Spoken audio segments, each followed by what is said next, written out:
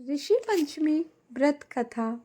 सतयुग में विदर्भ नगरी में सेनजीत नामक राजा हुए थे। वह ऋषियों के समान थे। उन्हीं के राज में एक कृषक सुमित्र था। उसकी पत्नी जयश्री अत्यंत पतिव्रता थी। एक समय वर्षा ऋतु में जब उसकी पत्नी खेती के कामों में लगी हुई थी तो वह रजस्वला हो गई।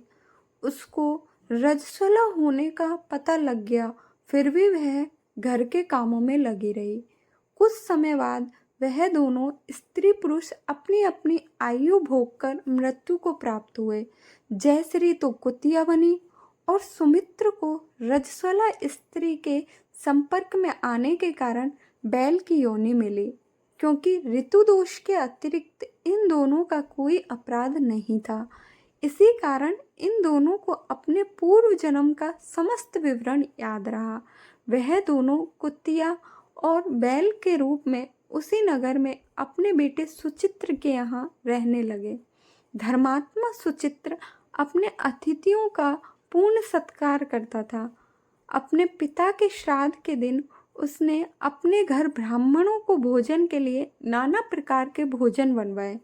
जब उसकी स्त्री किसी काम के लिए रसोई से बाहर गई हुई थी तो एक सर्प ने रसोई की खीर के बर्तन में विष वमन कर दिया। कुतिया के रूप में सुचित्र की माँ कुछ दूर से सब देख रही थी। पुत्र की बहू के आने पर उसने पुत्र को ब्रह्म हत्या के पाप से बचाने के लिए उस बर्तन में मुंह डाल दिया। सुचित्र की पत्नी चंद्रवती से कुतिया का यह कृत्य देखा न गया और उसने चूल्हे में से जलती लकड़ी निकालकर कुतिया को मारी। बेचारी कुतिया मार खाकर इधर उधर घूमने लगी। चौके में जो जूठन आदि बची रहती थी वह सब सुचित्र की बहू उस कुतिया को डाल देती थी, लेकिन क्रोध के कारण उसने वह भी बाहर फेंकवा दी। सब खाने का सामान फेंकवा कर बर्तन साफ करके दोबारा खाना बनाकर ब्राह्मणों को खिलाया। रात्रि के समय भूख से व्याकुल होकर वह कुतिया बैल के रूप में रह रहे अपने पूर्व पति के पास आकर बोली, हे स्वामी, आज तो मैं भूख से मरी जा रही हूँ। वैसे तो मेरा पुत्र मुझे रोज खाने को देता था, लेकिन आज मुझे कुछ नहीं मिला। सांप के विष वाले खीर के बर्तन को अनेक ब्रह्म हत्या के भय से छूकर उनके न खाने योग्य कर दिया था। इसी कारण उसकी बहू ने मुझे मारा और खाने को कुछ भी नहीं दिया। तब वह बैल बोला, हे भद्रे, तेरे पापों के कारण तो मैं भी आज इस योनि में आ पड़ा हूँ और आज बोझा ढोते ढोते मेरी कमर टूट गई है।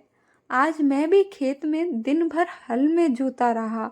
मेरे पुत्र ने आज मुझे भी भोजन नहीं दिया और मुझे मारा भी बहुत।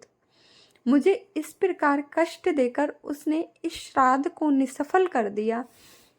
अपने माता पिता की इन बातों को सुचित्र सुन रहा था।